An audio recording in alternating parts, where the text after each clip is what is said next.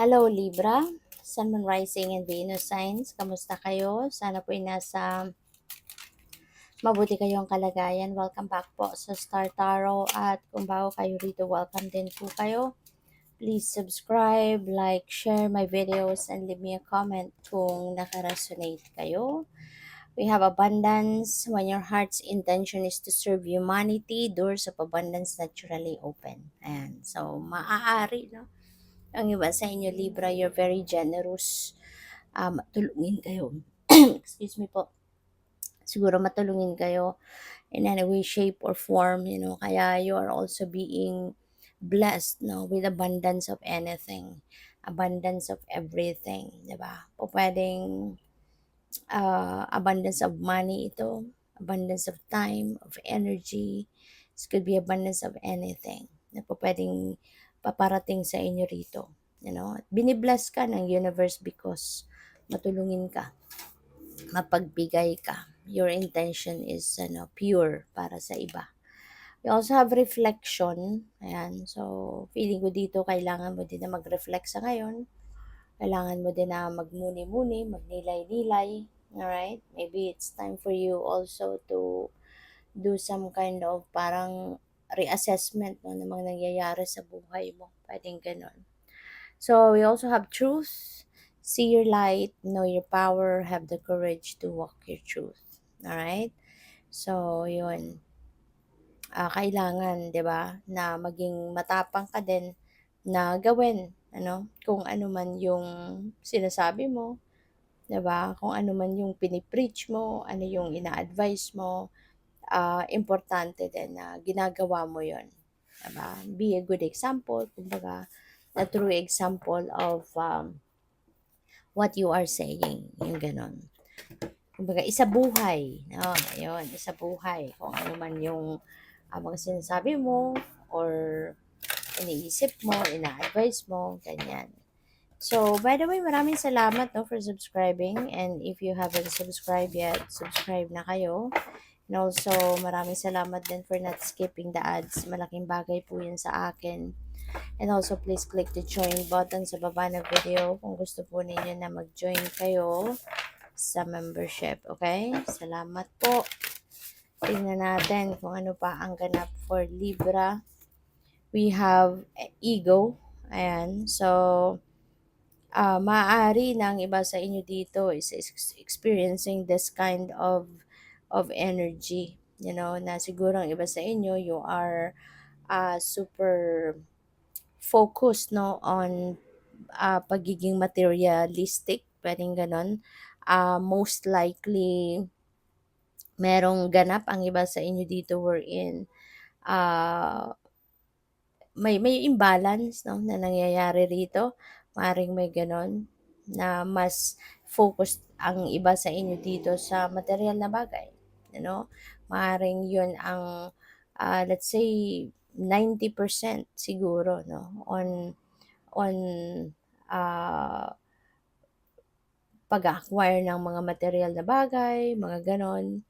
And maaaring konting oras na lang or pansin ang naibibigay ninyo para sa, let's say for example, sa sarili ninyo, sa well-being ninyo, no, sa relationship ninyo, sa pamilya, yung mga ganon, no? So, yung ganon ba? But of course, this is not going to resonate with everyone kasi collective reading ito. So, may mga messages dito na pwedeng sasakto sa inyo, merong hindi. So, kung ano yung sumasakto, yun lang ang kunin ninyo. Yung hindi naman talaga related sa mga nangyayari sa buhay mo, then just leave it, no? Kasi ibig sabihin yan, hindi yan para sa'yo. Okay? So, what else? We have Four of Earth. Ayan. So, taking control of your money ito, taking control of material things, taking control of valuables ninyo rito, lalo-lalo ng kaperahang aspeto. Ito yung paalala sa inyo rito, no, Libra. Maaari din kasi na baka pati sa pera, baka may imbalance din na nangyayari, no? Siguro financial discipline. Ito, paalala din yan sa inyo na pairalin ninyo yung disiplina sa pagmamanage ng inyong kaperahan. yung gano'n. Dapat nasa balanse lang, 'no? May mga budget kayo na dapat papunta talaga sa savings, papunta sa, mga pinag-iipunan ninyo future purchases. Meron din dapat na pupunta talaga sa basic needs ninyo, sa mga bills, mga ganyan, 'no? Kailangan balansehin din ninyo ngayon yung, ah, inyong kaperahang aspeto, 'di ba? Kasi baka, alam mo 'yun, baka nate-tempt ang iba sa inyo dito, 'no, na pati yung savings na kukuha, in order to buy something else, 'no, na maaaring hindi necessary, yung mga gano'n ba. Kasi minsan 'di ba may mga taong ano, nate-tempt to buy something 'no, dahil napakaganda sa paningin nila, kahit hindi kailangan binibili, 'di ba? May mga gano'n, eh, tao lang tayo, hindi tayo perfect. Kaya minsan may mga nangyayaring gano'n. So this is a reminder 'no, for those of you na mayroong ganitong sitwasyon to ano, to take control 'no, of, pagba-budget, yung ganyan. So kanina ko pa nakikita 'tong number 44, maybe number 44 is a significant number para sa inyo, 'no? So, good luck. So, what else? We have three of fire. Ayan. So, this is good luck energy, you know. So, merong swerte din na lalapit sa inyo. Merong swerte na dadating. At pwede rin na may expansion dito, no, si Libra. Maybe papunta na kayo sa pag-roll out ng inyong mga plano, pag-roll out ng inyong mga goals, yung ganyan. So, ngayon, papunta na kayo sa expansion. Papunta na kayo sa pag-asenso, sa pag-alago sa buhay, yung gano'n. Alright? Could also be the vision coming to life. No? Kung ano man yung ini-imagine ninyo para sa sarili ninyo, ano man yung in-envision ninyo para sa ano ninyo, para sa sarili, maaari, no, na